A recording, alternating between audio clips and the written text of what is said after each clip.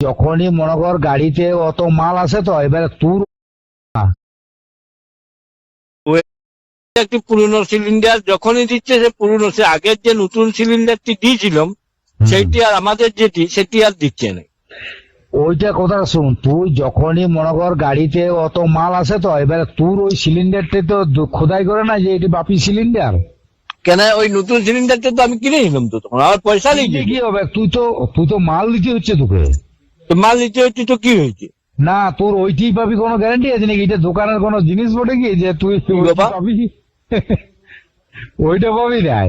তোর তো সিলিন্ডার মনে কর গোডাউনে আসছে, আবার ইয়াতে তো আসছে। আমি আমার যে পুরনো মোটর সাইকেলটা ছিল, আমি তেল ভরতে গেলে আমাকে পাল্টায় অন্য মোটর সাইকেল দিয়ে দিবে। ওইটা আলাদা জিনিস, কিন্তু সিলিন্ডার আলাদা জিনিস। কেন?